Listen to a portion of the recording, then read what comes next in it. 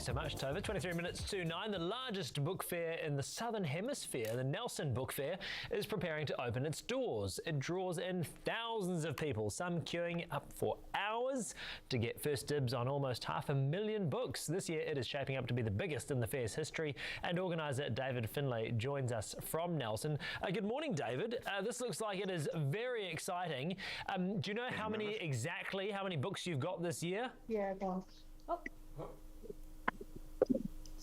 Gone off to get some. Maybe we might have lost our communications with him. There he is. No. David, can you hear me there? Oh,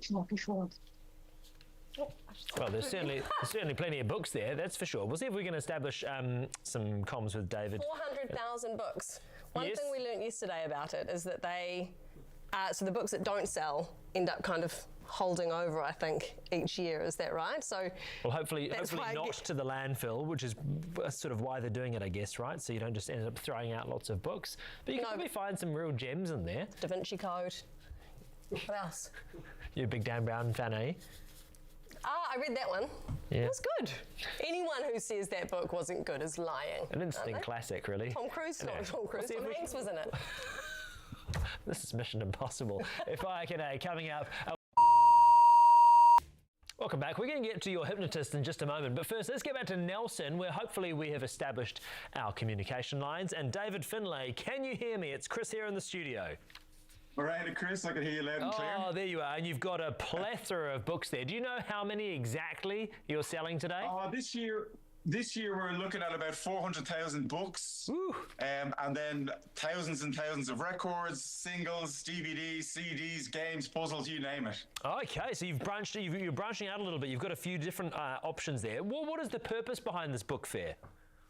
The purpose behind the book fair is it was started in 1988 to raise funds for development and maintenance of Founders Park itself here in Nelson, and 38 years later it's grown into this incredible event that, you know, relies on the generosity of the community and gives back to the community by giving people cheap bargain reads in these cold winter months. Do you find that often you will find some gems in there? Do you have a favourite that you've stumbled upon this year? I was asked that before that. I did find one that I have. It's called The Art of Procrastination. Now, I'd love to tell you about it, but I haven't got a chance to read it yet. Ah, very good, very good. Well played. I do enjoy that, David. And how many people will you have through your doors today, do you think? On average, on Saturday is the biggest day, but over the course of 9 days, we usually have 14,000 to 18,000 people come through the doors. Wow. It must make you happy that actually people are still wanting to read. They still want to come through and pick up a good book and not just be on a device. It's literally amazing because not only is the amount of the attendance to it is staggering, but throughout the year, because we collect donations, the donations have just gotten bigger and bigger and bigger each year, and the generosity of the community is outstanding. You would think at this point we'd be running out of books, but there's no shortage. We've had more donations this year than ever before. So if you for the books that you don't sell, what happens to them? Do you have to hold them over till next year?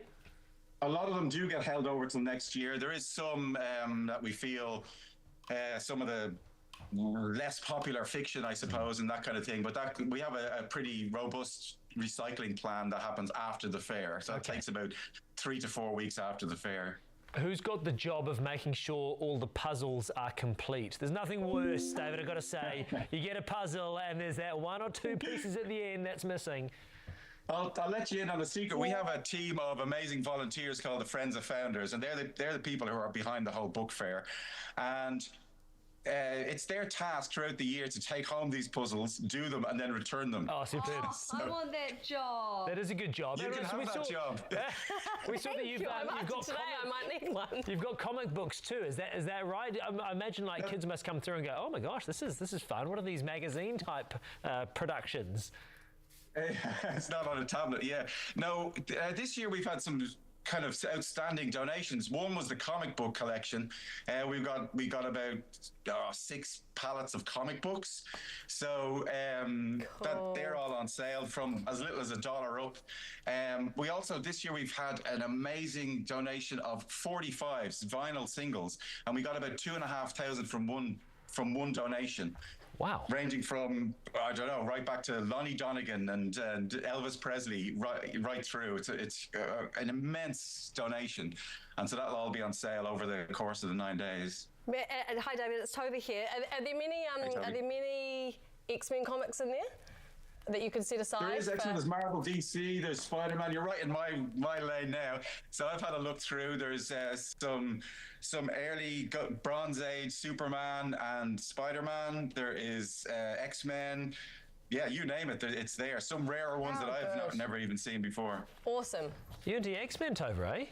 I have a sizable X-Men comic collection. Oh, very good. David Finlay, you've been great company. Thank you so much for joining us from Nelson. All My the best pleasure. with the book fair, and it does look spectacular there. Thank you so much for being with us. Excellent. Thank you.